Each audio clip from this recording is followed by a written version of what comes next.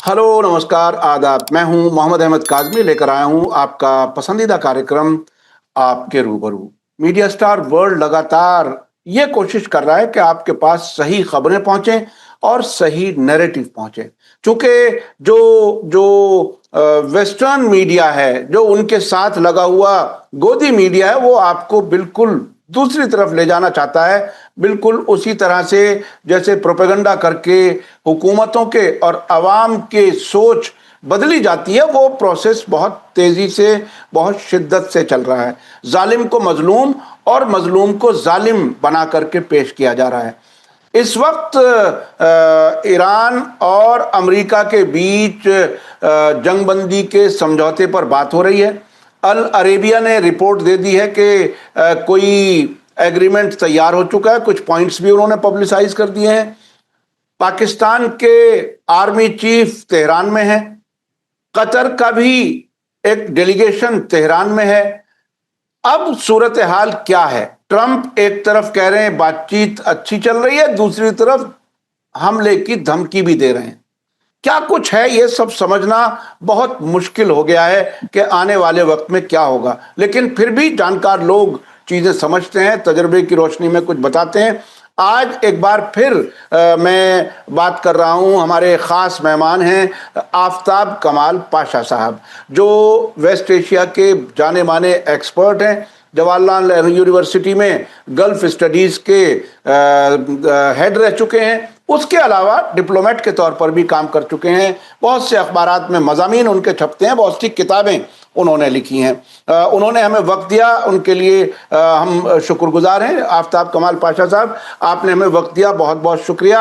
आप ये बताइए कि इस वक्त की जो सूरत हाल है, ऐसा लगता है कि पूरी दुनिया की नज़र इस वक्त तेहरान पर है और तेहरान में साफ कहा जा रहा है कि ना तो हम न्यूक्लियर एनरिचमेंट यानी जो एनरिच यूरेनियम है उसे हम छोड़ने वाले, ना हम मिसाइल प्रोग्राम छोड़ने वाले, ना हॉर्मुज को छोड़ने वाले, और लेबनान के हिजबुल्ला या एक्सिस ऑफ रेजिस्टेंस को भी छोड़ने वाले नहीं हैं।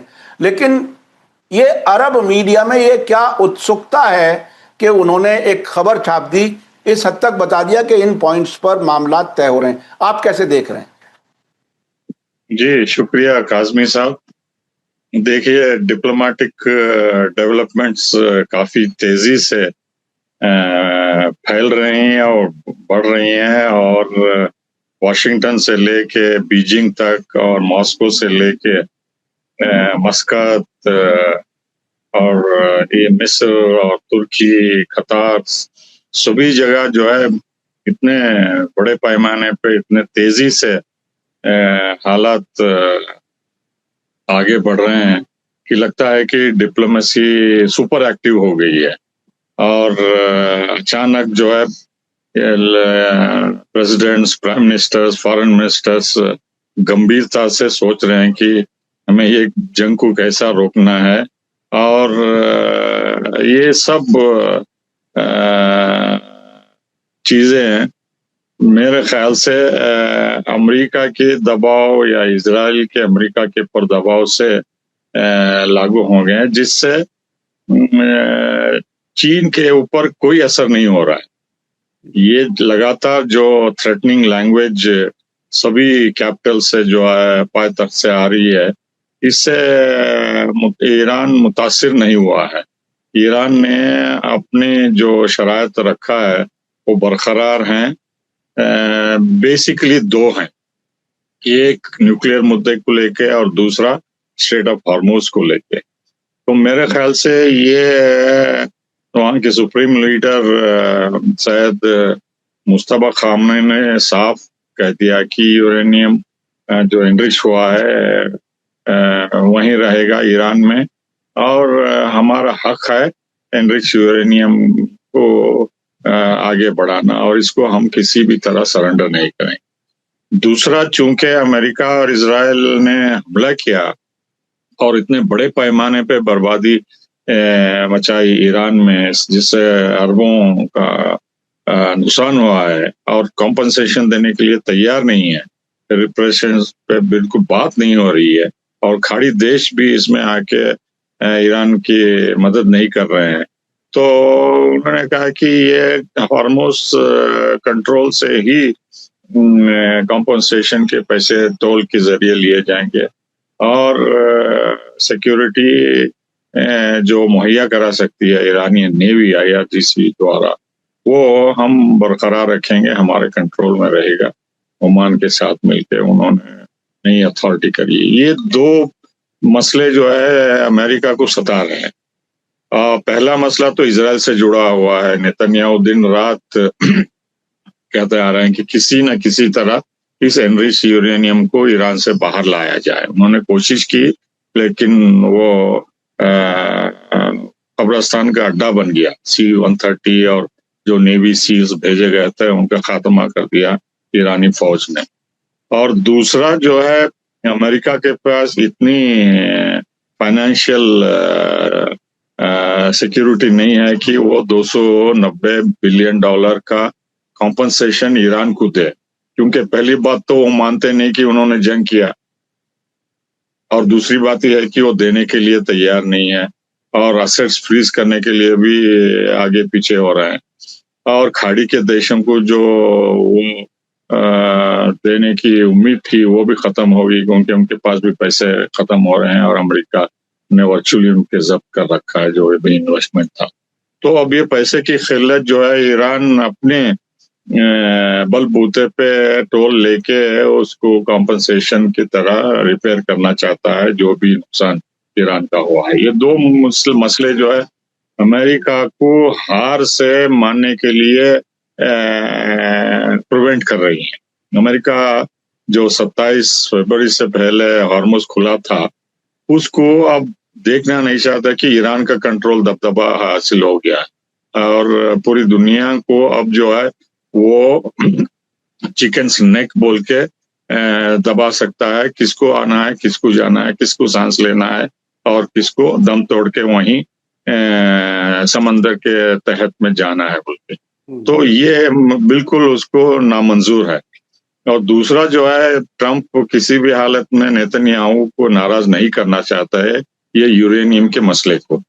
और इससे जुड़ा हुआ तीसरा, जो खाड़ी के देश नहीं चाहते कि जंग दोबारा हो और उनकी जो कुछ भी बचा है वो भी खत्म हो जाए, और उनको बहाल करने में कई साल लग जाएंगे। तो इस लिहाज से जो है ईरान इतना ताकतवर बन के अपने पांव पे खड़ा है कॉन्फिडेंस से कि वो कोई भी धमकी उसको हिला नहीं पा रही है, और पूरी दुनिया के कैपिटल्स जो है डगमगा रहे हैं कि ये क्या बात है कि अमेरिका जैसा मुल्क, अमेरिका जैसा मिलिट्री फोर्स, नेवी ईरान को हिला नहीं सकती और डरा नहीं सकती, और जबरदस्ती से उनको आमादा नहीं कर सकती। क्या बात है, डिप्लोमेसी में भी और झुकने के लिए तैयार नहीं है बोलते। तो ये परेशान है। ये परेशानी की वजह से जो भी इमीडिएट मुल्क हैं जिसके ऊपर भारी असर हो सकता है भारत को छोड़ के, क्योंकि यहाँ के हुक्मरान जो है अभी भी उसे नशे में डूबे हुए हैं कि जो नेतन्याहू ने बताया था कि रेजिम चेंज हो जाएगी और वेनेजुएला की तरह ईरान भी अमेरिका इजराइल के कब्जे में आ जाएगा। उस उम्मीद में है कि आयतुल्लाह की हुकूमत खत्म हो जाएगी और ईरान से भारत को तेल और गैस कम कीमतों में मिल जाएगा बोलते वो। जी, ये आपने कई चीजें बहुत अहम कही। एक तो ये कि और उन मुल्कों के नाम लिए जो अमेरिका के एलाइज के तौर पर पहचाने जाते हैं, खास तौर पर पाकिस्तान है या मिस्र है या गल्फ के ममालिक हैं, GCC ममालिक, वो बहुत ही सुपर एक्टिव हैं डिप्लोमेसी में इस वक्त। मैं थोड़ा सा और अंदर तक जाना चाहता हूं। आप चूंकि डिप्लोमेट के तौर पर भी काम कर चुके हैं, बंद कमरों में जिस तरह से चीजें तय होती हैं और उसके बाद में बाहर ऐलान कुछ और किया जाता है, मैं एक ऐसे कमरे को प्रिज्यूम कर रहा हूं जहां अमेरिका मेन कुर्सी पर बैठा हो और ये सारे एलाइज लाइन में बैठे हों जो अब सुपर एक्टिव नजर आ रहे हैं। ये सारे मिलकर के जितना दबाव या बातचीत का कर सकते हैं उसमें ईरान पीछे नहीं हट रहा। अब जिस तरह से हॉर्मुज पर कंट्रोल किया है, जिस तरह से बयानात आ रहे हैं खासतौर पर UAE के कि अगर ईरान को अब भी इजाजत दी गई इस नेविगेशन के रास्ते को, हॉर्मुज को कंट्रोल करने की, और ना हटाया गया तो हमें पूरी दुनिया को इसके नतायज भुगतने होंगे। ऐसी हालत में जब बात पहुंच चुकी कि उधर मिड टर्म पोल है अमेरिका में, ट्रंप को वो जीतना चाहता है वो, ऐसी हालत में अब ईरान क्या क्या गेन कर सकता है इस वक्त जो समझौते की बात हो रही है? आपको क्या लगता है? ईरान ने जो अब तक कहा है, कुछ इश्यूज फौरन हल होंगे, कुछ इश्यूज बाद में डिस्कस होंगे, आपको नतीजा क्या नजर आ रहा है निकलता हुआ? जी देखिए, पहला पॉइंट मैं ये अर्ज करना चाहता हूं कि अमेरिका के US naval chief operations Daryl Claude, उन्होंने साफ अल्फाजों में कहा है कि हमने भरपूर कोशिश की कमर्शियल शिपिंग को सिक्योरिटी हार्मोस के स्ट्रेट में मुहैया कराने की, लेकिन हमारे बस की बात नहीं है। उन्होंने खुलेआम ये तस्लीम किया कि अमेरिका की नेवी ये काम अब या आगे चल के नहीं कर सकती, और ये शिपिंग फ्री जो 27 फरवरी को थी सीज फायर और ईरान के साथ मुआहदे के साथ ही खुला हो सकता है, लेकिन अमेरिका के बल्कि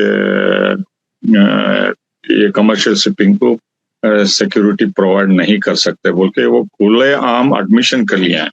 और यही रवैया सेंट्रल कमांड का भी है। उन्होंने भी भरपूर कोशिश की स्ट्रेट ऑफ हॉर्मोज के पास बमबारी करने की और नेवल ब्लॉकेड को तोड़ने की, दोनों तरफ से भी भरपूर कोशिश की गई, लेकिन वो असफल रहे। इसलिए कि ईरान बता दिया कि वो सिर्फ उनकी नेवी हारी नहीं है लेकिन मजबूत है और अमेरिका की नेवी का मुकाबला कर सकती है।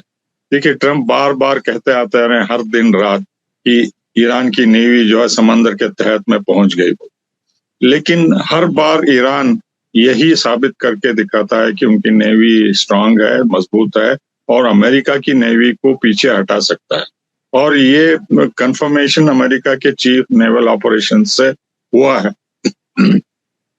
जो कि उनकी प्रेस खुलेआम इसको बता नहीं रही है।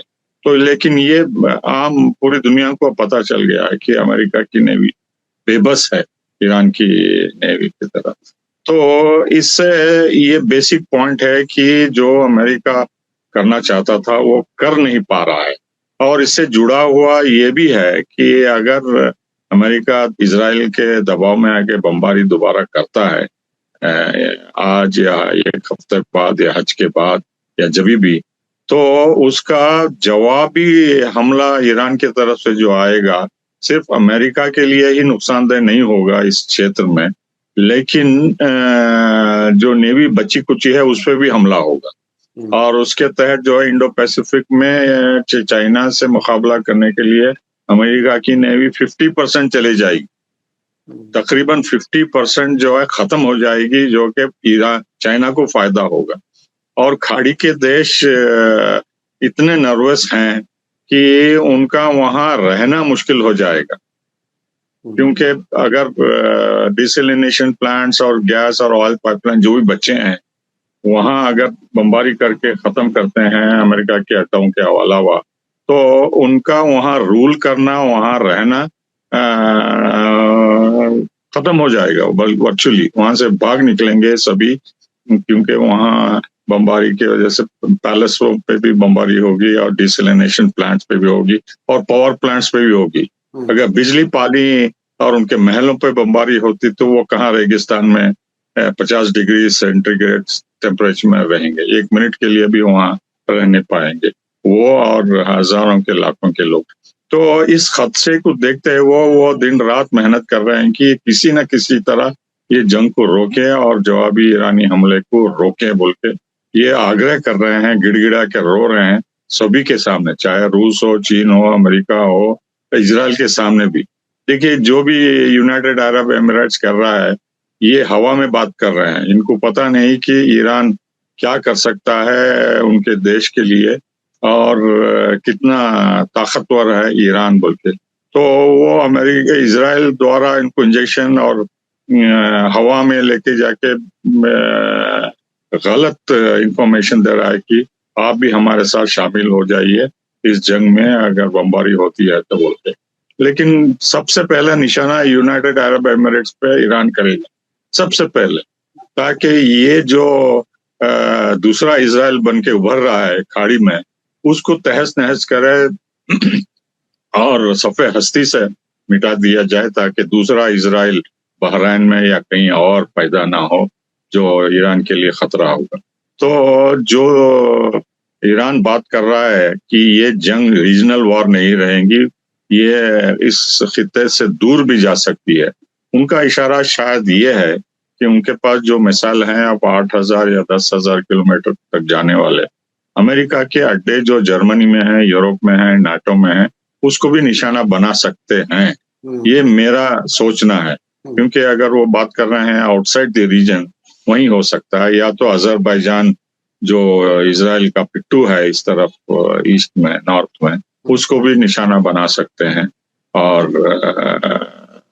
जो बचे कुचे हैं इराक में अमेरिका के सोल्जर्स, उस पर भी निशाना बना सकते हैं। और सबसे ज्यादा यूएई के बाद जॉर्डन पे होगा, क्योंकि बार बार अमेरिका ये कहता रहा है कि अगर हम खाड़ी के देशों के अड्डे इस्तेमाल नहीं कर सकते तो जॉर्डन पे से हमला करेंगे। तो जॉर्डन, यूएई, इजराइल और अमेरिका मिलकर करेंगे और जॉर्डन पे भी ईरान निशाना बनाएगा और उस पर भी हमला होगा और काफी नुकसान होगा सऊदी अरेबिया को भी इस तरीके से। तो बातचीत चल रही है, नर्वसनेस है और इसीलिए तेजी होती जा रही डिप्लोमेटिक रिसोर्सेस। लेकिन जो ईरान का एक्सिस ऑफ रेसिस्टेंस है वो भी दूसरा फ्रंट है। देखिए अभी कंफर्मेशन आ रहा है कि सबसे ताकतवर ब्रिगेड इजराइल में जो गोलानी ब्रिगेड 48 में एस्टैब्लिश की थी डेविड बेन गुरियन द्वारा, तो वो सभी जंगों में अपना शान और शौकत बताए थे, 67 में, 73 में और लेबनान के 2 जंगों में वगैरह। लेकिन पिछले 2 महीनों में इतने ज्यादा इनके सिपाही गोलानी मारे गए हैं कि वो गोलानी ब्रिगेड ऑलमोस्ट खत्म हो चुकी है। 350 उनके या तो फौजी मारे गए हैं या जख्मी हैं। और इतना कोऑर्डिनेटेड बड़ा हमला हिजबुल्लाह ने किया कि मिलिट्री एनालिस्ट पूरी दुनिया में ये चौकन्ना हो गए कि ये कोऑर्डिनेशन, इंटेलिजेंस और उनको वापस भी लेके जाने के लिए नहीं देना, ये बहुत बड़ी बात है। ये सभी हलकों में बात हो रही है कि हिजबुल्लाह ने ऐसा ये कामयाबी कैसे हासिल कर ली। इनके पास इतना इंटेलिजेंस 100% जो एक्यूरेट था, वो किस तरीके से इस्तेमाल करके इजराइल के सबसे मजबूत ताकतवर डिवीजन ब्रिगेड को खत्म कर दिया वो। और इससे जो है इजराइल में तहलका मच गया है, क्योंकि अब वहाँ के सोल्जर्स बहुत डेकोरेटेड होते हैं और उनके माँ बाप मिलिट्री में जनरल्स रहे हैं और सब गिड़गिड़ा के रो रहे हैं कि इतना बड़ा भयानक नुकसान इजराइल को लेबनान में हो रहा है। हर दिन एक दो जख्मी हो रहे हैं, मारे जा रहे हैं और बहुत महंगा पड़ रहा है। तो एक्सिस ऑफ रेसिस्टेंस भी जो है, अभी हाल में यूएई में, सऊदी अरेबिया में इराक की तरफ से ड्रोन आए बोल के अफवाह तेज हो गई था। तो वहां से भी टेस्टिंग हो रही है कि यूएई का न्यूक्लियर प्लांट किस एक्यूरेसी से हम मार सकते हैं और सऊदी अरेबिया पे क्या निशाना बना सकते हैं, वहां से भी हो रहा है। तो ये सब एक्सपेरिमेंट्स ईरान या उनके साथी कर रहे हैं। हमें ये नहीं सोच के चलना है कि ईरान पे अगर कारपेट बॉम्बिंग होती है इजराइल या यूएई अमेरिका के द्वारा, तो दूसरे अलाइज जो ईरान के हैं वो चुप रहेंगे।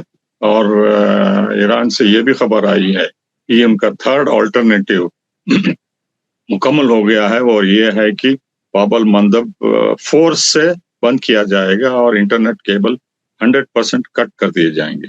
तो ये पूरा जो है तैयारी ईरान भी कर चुका है कैसा मुकाबला करना अगर ईरान पे हमला होता है 3-4 देशों से द्वारा। तो इसीलिए सभी देश जो इसमें मुलविस हैं, चीन से लेके इस्लामाबाद से लेके कतार से लेके सभी चौकन्ना हो गए हैं। और ट्रंप ने इमरजेंसी मीटिंग वाशिंगटन में बुलाई है, जबकि उसके बेटे की शादी होनी थी और उन्होंने माफी मांगी है कि मैं आ नहीं सकता, गंभीर स्थिति है, मुझे अब इस नेशनल इमरजेंसी मीटिंग को अटेंड करना है बोल के उन्होंने माफी मांग ली। आपने बहुत गहराई से बहुत इंफॉर्मेशन दी है। मैंने आपको इसीलिए बीच में कोई नया सवाल नहीं किया। मैं अपने दर्शकों को याद दिला दूं कि ईरान ने हॉर्मुज कंट्रोल करने के बाद जो अथॉरिटी ऐलान किया और उसमें डिमार्केशन निशानदेही की कि कहां से कहां तक हम कंट्रोल करेंगे, पहले 24 घंटे में ईरान ने 31 कमर्शियल जहाज गुजारे अपनी निगरानी में। 2 दिन पहले रिपोर्ट आई थी। अब अमेरिका से रिपोर्टें आ रही हैं कि थार्ड जो उनका एयर डिफेंस सिस्टम है उसकी बैटरीज तकरीबन 50% खत्म हो चुकी उस 40 दिन की जंग में। एक और खबर आई, 42 जहाज अमेरिका के, जिसमें बड़े जहाज, उससे मीडियम जहाज और बड़े जो ड्रोन्स होते हैं बहुत महंगे, वो 42 तबाह हुए हैं। तो अब तबाही की कहानियां आ रही हैं, इजराइल से भी कहानियां आ रही हैं। आपने हमने अलग से आपको बताया है। अच्छा, मैं अब ये समझना चाहता हूं पाशा साहब, इस सारी पूरी कहानी में डिप्लोमेसी में रीजनिंग होती है, और आपने एक बार बताया था कि ईरानियन डिप्लोमेट्स रीजनिंग में बहुत ही गैर मामूली समझदार हैं और छोटी बारीकियों पर बहुत डिस्कस करते हैं। वो बहुत खुल करके, वेस्टर्न डिप्लोमेट्स थक जाते हैं ईरान के सवालात की वजह से। अब ईरान के पास रीजंस मजबूत हैं या अमेरिका और इजराइल के पास?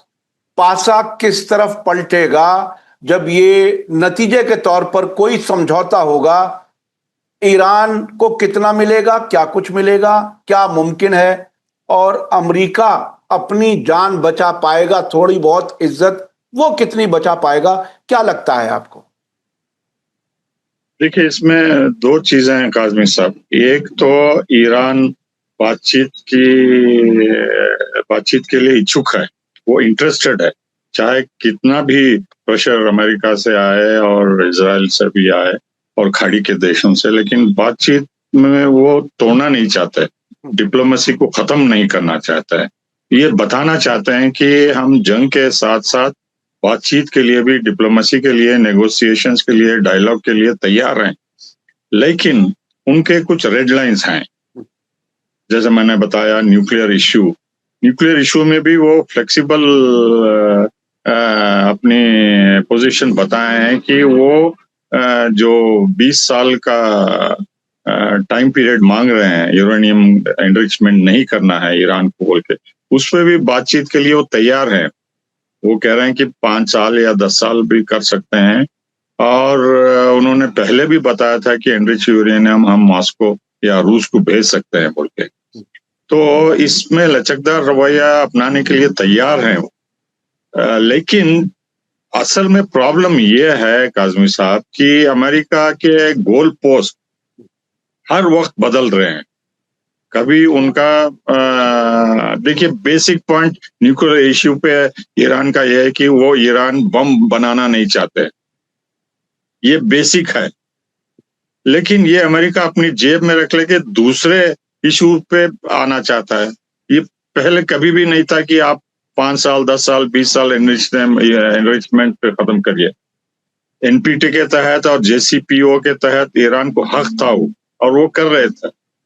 तो जबकि उन्होंने जेसीपीओ खत्म कर दिया ट्रम्प पहले टर्म में, तो ईरान ने 60% का एनरिचमेंट कर लिया, जो कि इजराइल को पता चला, जिसके बाद 90% करना हफ्तों की बात है और बम बनाना बहुत आसान है। और जो 400 किलोग्राम के एनरिच यूरेनियम है, उससे कम 10 या 12 बम बना सकते हैं, जो इजराइल के लिए बेहद खतरनाक है। इसीलिए वो चाहते हैं कि ये एनरिच यूरेनियम किसी भी तरह उनके हाथों से निकाले।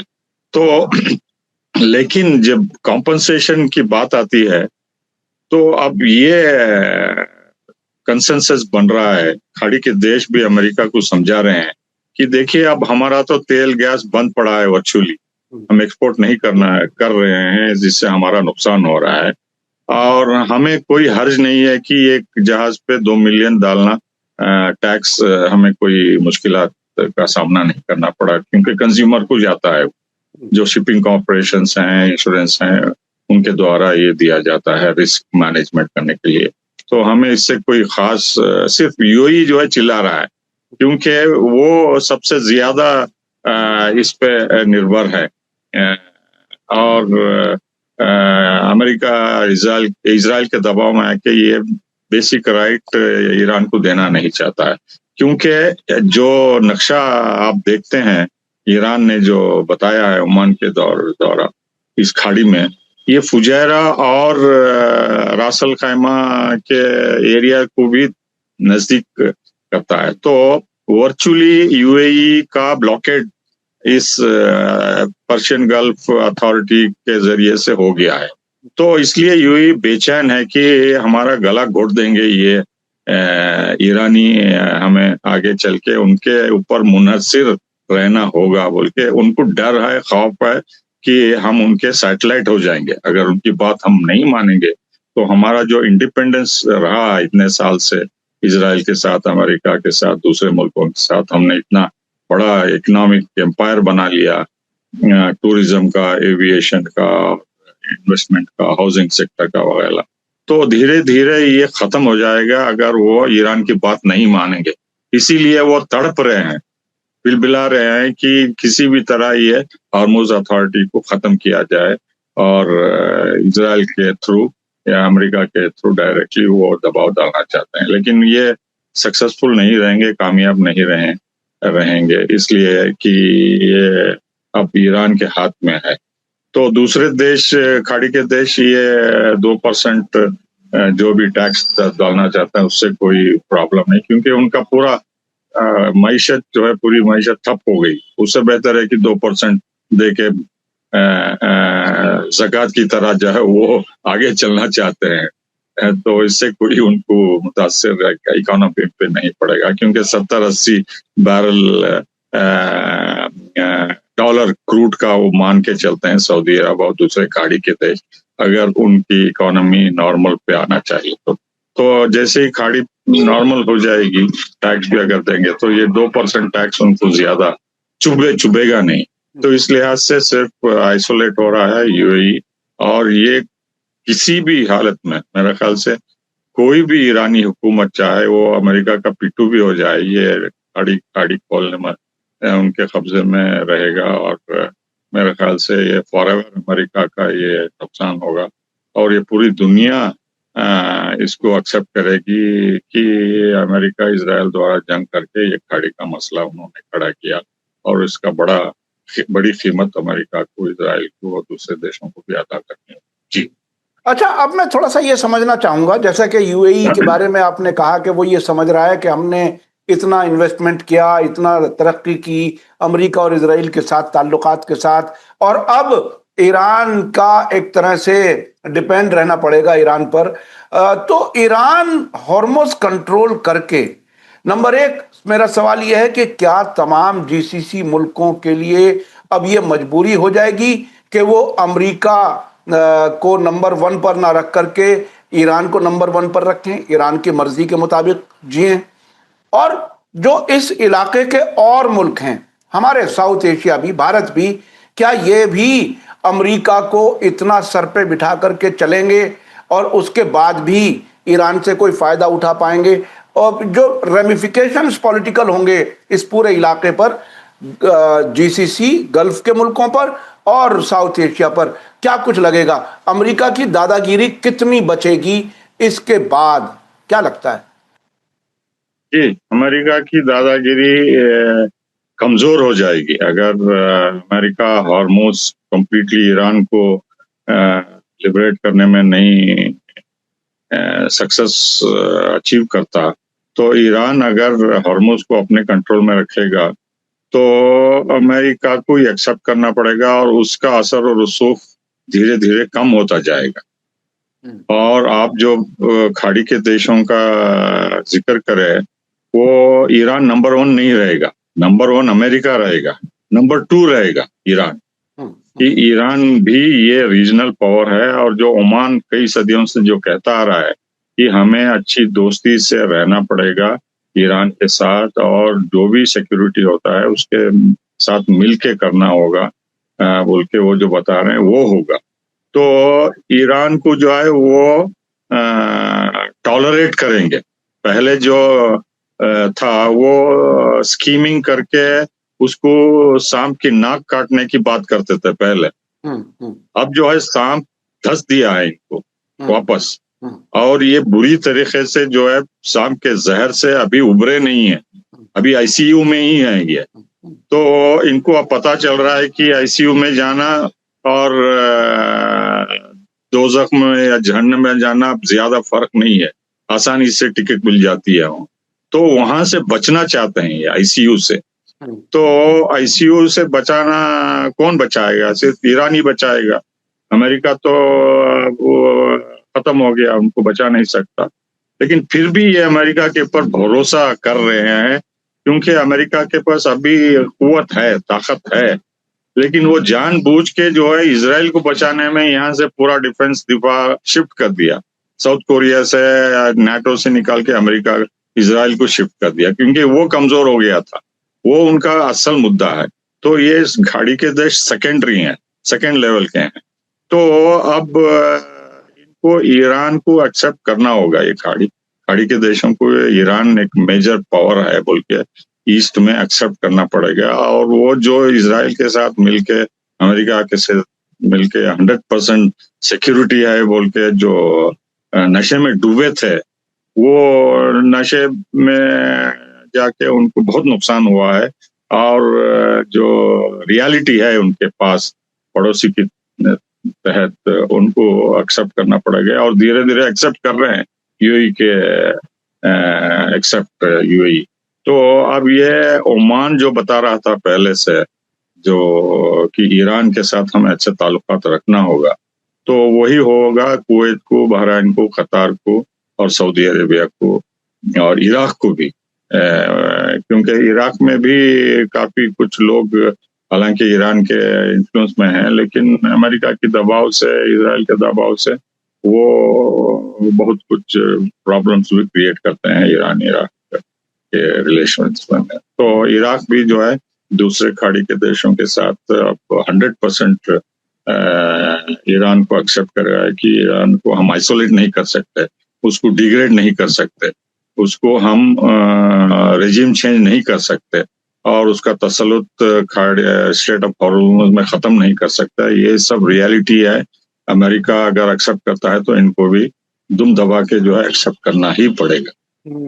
यानी एक तरफ तो इजराइल है जिसे एक्सेप्ट करना पड़ेगा, जो कुछ अमेरिका तय करेगा ईरान के साथ, और इन तमाम अरब मुल्कों को भी एक्सेप्ट करना पड़ेगा। और शायद वो एक इशारा था, हमने आपने वीडियो देखी, जब ईरानी हाजी सऊदी अरब पहुंचे तो उनको बाकायदा फूल दे करके, उन्हें तोहफे दे करके वेलकम किया गया। शायद अरब मुल्क अब उस रास्ते पर चलेंगे कि ईरान के साथ चलें, और वो जो वेस्टर्न प्रोपेगेंडा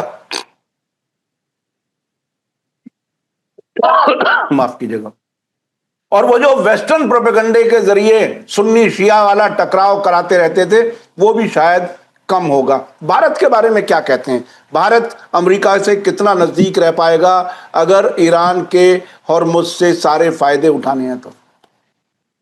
जी, उससे पहले मैं आपको याद दिला दूं कि 85-86 में जब ईरानी हाजी जाते थे तो कई 100 ईरानियों को मार दिए। सऊदी सिक्योरिटी फोर्सेस ने मौत के घाट उतार दिया, इसलिए कि वो नारेबाजी करते थे इजराइल अमेरिका के खिलाफ, शैतान है बोलते। तो तब की हज यात्रा और आज की हज यात्रा में देखिए जमीन आसमान का फर्क हुआ। जितना इज्जत और एहतराम से अब हाजियों के साथ, ईरान के हाजियों के साथ पेश आ रहे हैं, अगर पहले ही सबक सीखे होते तो अब तक सऊदी अरबिया काफी कुछ हासिल कर सकता था दोस्ती के बदौलत। लेकिन उन्होंने दोस्ती का हाथ और ईरान को निखार के जो है बहुत महंगा अमेरिका के साथ दोस्ती बढ़ा के उनको नुकसान हुआ। देखिए, भारत पेचीदा मसले में सपड़ गया है, क्योंकि यहाँ की गवर्नमेंट अमेरिका से जुड़ गई है इतना गहराई से कि उनको कुछ बोलने की ही हिम्मत नहीं है। और इजराइल के दबदबे में, नेतन्याहू के दबाव में इतना फंस गए हैं हमारे प्रधान जी कि वो इस उम्मीद में हैं कि ईरान की इस्लामिक हुकूमत बदल दी जाएगी और ईरान जो है अमेरिका इजराइल के कब्जे में आ जाएगा और वहां से जो है तेल गैस सस्ते दामों में आएगी। और उससे बढ़ के ये है कि वहां से जो है हम पाकिस्तान को कमजोर कर सकते हैं, पाकिस्तान को टुकड़े भी कर सकते हैं और जो उनका अखंड भारत का जो ख्वाब है उसको रियलिटी बना सकते हैं बोल के अभी भी ये गवर्नमेंट उम्मीद करके बैठी है कि इजराइल और अमेरिका कामयाब होंगे और हमारी जो अखंड भारत की पॉलिसी है उसको अपना सकते हैं। क्योंकि ये ट्रम्प जब से आए सेकंड टर्म में तो हर मुमकिन कोशिश करे, लेकिन अमेरिका जलील करता रहा यहाँ के लीडरों को और पाकिस्तान को सपोर्ट करता रहा। पाकिस्तान को हिमायत दे के सऊदी अरेबिया और पाकिस्तान के बीच में दिफाई मुआहदा हुआ, जिससे आगे बढ़ के कतार और मिस्र और तुर्की के बीच में होने की उम्मीद है। तो हमारी जो भी कोशिश हुई इस गवर्नमेंट की, बरअक्स जो है पाकिस्तान मजबूत होता जा रहा है, मशहूर होता जा रहा है और पूरी दुनिया की नजरों में अब मीडिएशन करके अगर कामयाब होते हैं तो सक्सेसफुल देश है, फेल्ड स्टेट नहीं है बोल के साबित करके बता सकते हैं वो। और चीन के साथ भी अच्छे ताल्लुकात रखे, अमेरिका के साथ भी, रूस के साथ भी और पूरे दक्षिण एशिया में भी काफी मशहूर हो सकते हैं। तो हमारी फेल्ड हो गई पॉलिसी पाकिस्तान की तरफ, और अगर ईरान जीतता है, कामयाब रहता है, तो हमारी पॉलिसी जो इजराइल कहता आ रहा है कि रजीम चेंज होगा, वो भी निस्त नाबूद होकर खत्म हो जाएगी। और यहाँ तेल की गैस की कीमत जो तीसरी बार बढ़ी है, तो अगर खिल्लत होती है तो और गंभीर सवाल उठाए जाएंगे। और यहाँ की जनता का आक्रोश नहीं है लेकिन दम है, इनके सवाल का जवाब दे सकते हैं और इनको उखाड़ फेंक सकते हैं बोल के उनमें भी हिम्मत आएगी। जी, बहुत बहुत शुक्रिया, बहुत बहुत शुक्रिया। आपने बहुत ही अहम बातें की भारत सरकार की, जहां गलतियां हैं। बिल्कुल मुझे मुहावरा याद आ रहा था, वक्त खत्म हो रहा है हमारा, जैसे कहते हैं देग से ज्यादा चम्मच गरम। अब तो अमेरिका और इजराइल को उम्मीद नहीं रही है ईरान में हुकूमत बदलने की, ये अब भी उसी तरह से उम्मीद कर रहे हैं, तो जाहिर है कहीं ख्वाब में रह रहे हैं और हकीकतें कबूल नहीं की। बहुत बहुत शुक्रिया। मैं अपने नाजरीन से, दर्शकों से कहूँगा, आज का वीडियो आपको कैसा लगा कमेंट्स में ज़रूर लिखें और ज़्यादा से ज़्यादा लोगों तक शेयर करें। इसी के साथ मुझे दीजिए इजाज़त। धन्यवाद, शुक्रिया। जय भारत, जय। हमारे चैनल मीडिया स्टार वर्ल्ड को सब्सक्राइब कीजिए और बेल आइकॉन दबाइए ताकि हमारी हर नई वीडियो का नोटिफिकेशन आपको सीधे मिलता रहे। अगर आपको हमारी खबरें पसंद आती हैं तो उन्हें अपने व्हाट्सएप, इंस्टाग्राम, फेसबुक और ट्विटर अकाउंट्स पर शेयर करना ना भूलिए ताकि और लोग भी हकीकत से वाकिफ हो सकें।